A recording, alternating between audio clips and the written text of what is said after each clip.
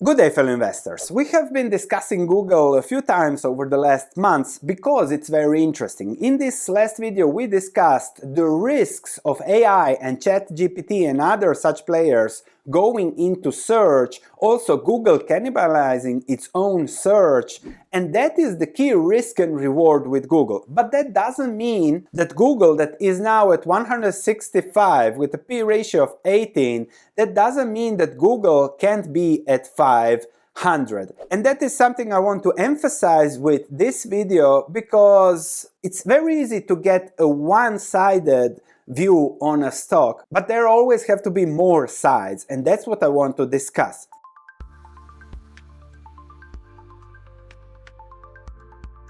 I have put here Google at a 12% likely return going forward, but a little bit riskier on the quadrant because we don't know of the impact. However, if everything turns well, I would not be surprised to see this at 500 in 2 years, and that's why I'm making this video, so that I don't get a comment a week in the next 2 weeks, oh, you were wrong on Google. No, I'm just assessing whether the risk and reward fits me. And there were these 2 great comments in the last video discussing Google is increasingly taking the lead in the AI space. There is also a big upward chance, and that is completely correct. So Google has ad tech stack, LLMs powered with ads, everything. Overall search, total addressable market is increasing, and Google search will increase like it has been happening since the past 2 years, since ChatGPT was released. So great comment here and completely correct. If Google does well over the next year and gets an AI growth valuation, it's at 500 like this. No questions about it. Just look, here there is already a $1 improve in earnings this first quarter.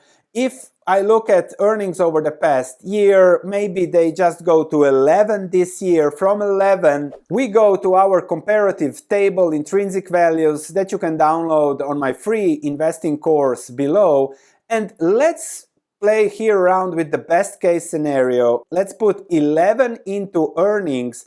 Just keep it a 10% growth rate, which might even be 12%, and then put an AI, let's say 35, 30 valuation, and here you have it already. Present value is already at 400 for Google, and the likely terminal value in 10 years is 1,000. So that is a 5-6x in this higher valuation framework for Google, which means that would be very cheap. And here it's already close to intrinsic value for a good 6, 7, 8% return. So yes, it is very possible, and that is the positive upside risk for Google that has to be mentioned. And if you just look at the P ratio of the S&P 500 is close to 30. Yes, Google would deserve at least a higher valuation than the S&P 500 because the S&P 500 is the average. Google has always been better than the average. So, boom, boom, 300, 500 in a few years, very possible. If they hit 15 in 2025, 2026 on good earnings, good margins, that's it, times 30, that's 450 stock price, that's almost a 3x. It can happen. However, if it doesn't happen, there is always the risk part of the equation that yes, AI starts hitting Google. And I have searched here on Google, and now I have an AI overview, but I don't have all those, let's say, ads there at the same place, or I would click less a little bit. So we'll see how that develops. Personally, if you just ask my feeling, I have a positive feeling about Google. However, from a value investing perspective, I need a margin of safety when it comes to investing. I need more certainty. So that's just value investing. We are looking for the boring stuff that works no matter what. There are other risks, recession, slowdowns, things like that are always around the corner. But if those don't happen, then yes, value investors looks stupid.